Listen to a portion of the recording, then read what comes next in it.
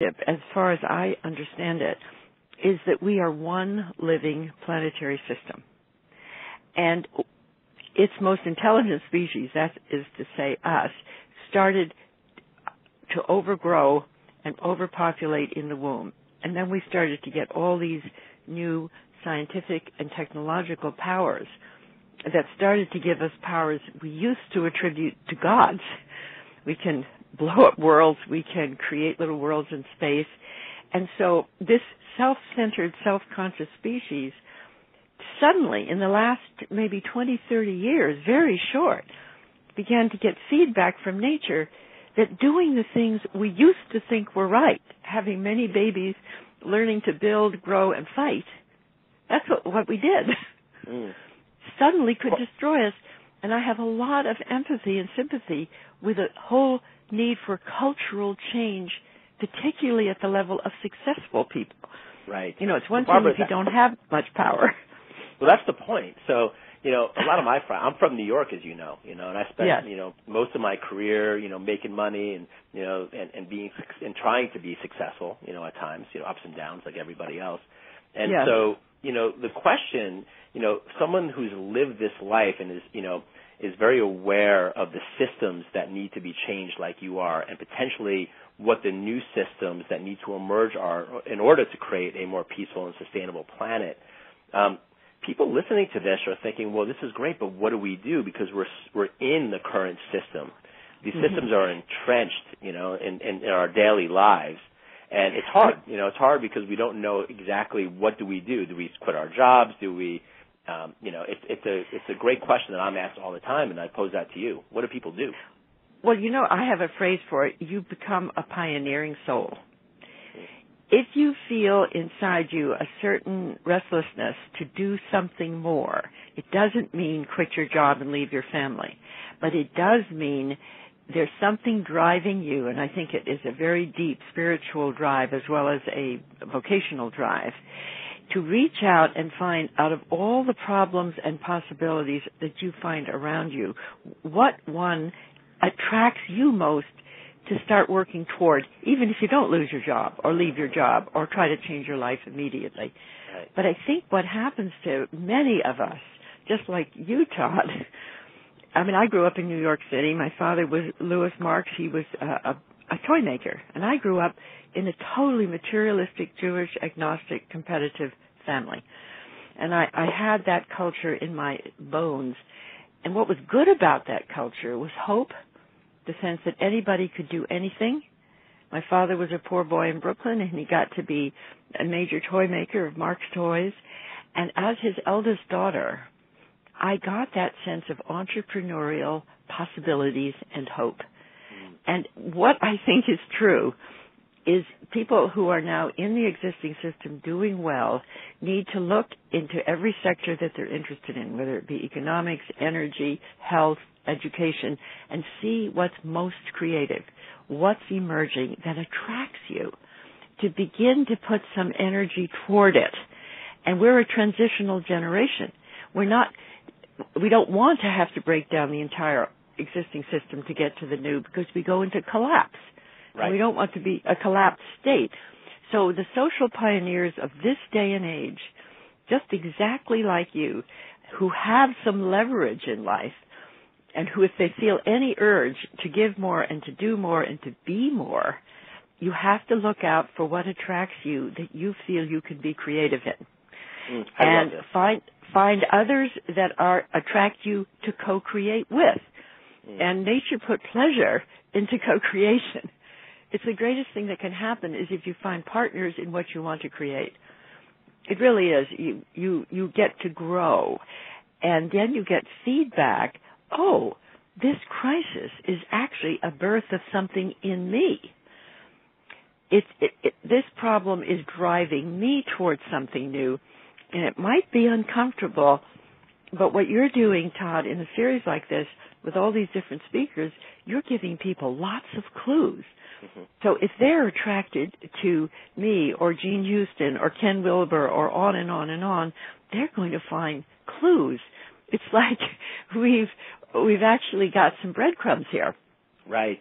And the key is to what I found is to help people to follow those clues, because it's a journey. We're all on this journey, and I love what you're saying, because a lot of feedback that I get from the work that I do is that people feel that they need to stop everything that they're doing, quit their life and start a new life. But they don't necessarily need to do that, because it feels as if there's a critical mass of people on this planet that are really waking up, this global awakening that you referred to before.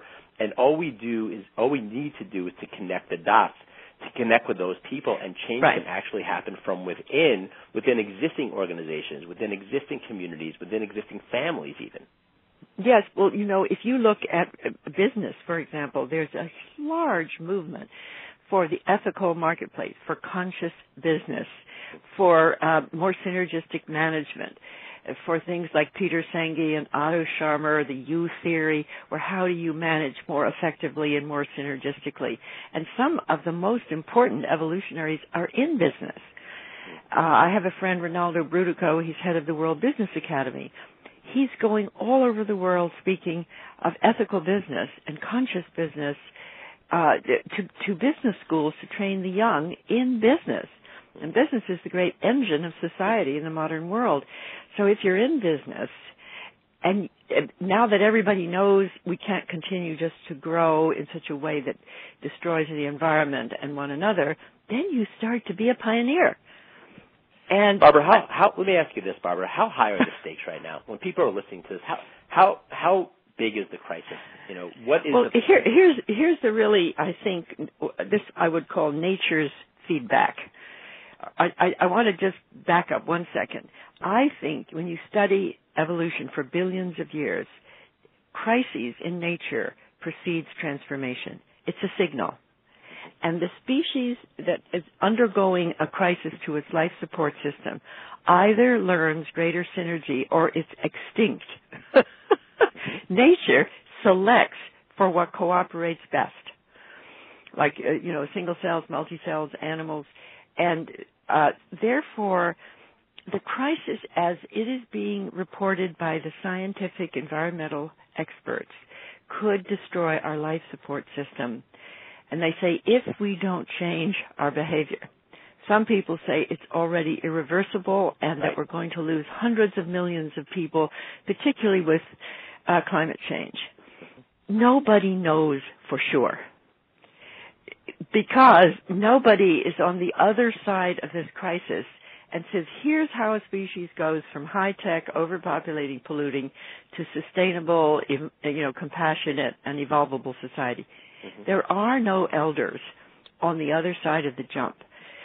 So I'm a student of evolution. I have studied past jumps, like from pre-life to life or from animal to human.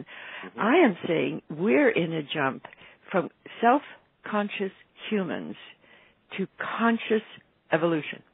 Mm-hmm. To humans like you and me, Todd, not great geniuses or great scientists or mystics, but people who have an impulse to create something more, greater, and are willing to say yes to it. Mm. Those people are starting to evolve by choice, not by chance. Right. And conscious evolution is the evolution of evolution. So I think the crisis is extremely dangerous, like birth. Birth is very dangerous. Mm, yeah. The baby can die, and the mother can die. We can kill, not the earth, but we can certainly destroy human civilization as we know it. And it's painful. It's going to be painful. It's painful right now. Many children are starving every day, right now. Mm. So there's no way anybody can sit this out and say, well, I'll see how it turns out. Because you'll just go down the tube. Yeah. So, Barbara, especially the people who are creative and relatively well-off and sophisticated, you have to look to ourselves. Yeah. Well, this is obviously very relevant. The whole point of Worldwide Tipping Point is an inquiry into the idea of a critical mass of people on this planet who are waking up to a potentially new way of being in the world, which is what you're describing. And I know that you just mentioned that, no one can be on the other side looking back once we do make a leap, if we do make a leap. But there's probably no one on the planet better positioned to, give an impression of what that might look like. So, Barbara, if we were to really change and come through this on the other side, amid this massive crisis, and who knows how bad it'll get, but what does it look like on the other side? Is there any clue to what it might look like on the other side? I think so. And I'm taking for the moment to be on the other side. I have evolutionary eyes. This is really important. Okay. Evolutionary eyes means you're like an astronaut. You're not only looking at the immediate Earth, but you're looking back, and you know that there have been about 14 billion years of evolution, that you see the pattern. You see a recurring pattern, and you place yourself in that story. And what you see is, at every turn of the spiral, there was higher consciousness, greater freedom through more harmonious and complex order. Mm-hmm. And what I see is that we are right at the threshold of systems breakdown or massive connectivity through internet, media, and this noosphere, the thinking layer of Earth. And that massive connectivity could lead to the liberation of human creativity. And my vision of what this society could become, I call it a co-creative society. It would be a society that supports each person in giving and being their best, in expressing their creativity, finding partners, and realizing that impulse of evolution within them towards creative action through joining. And I have done 25 conferences called Synergistic Convergence, where we actually built wheels and put people in health, education, economics, international relations, and so on, and looked for common goals and matched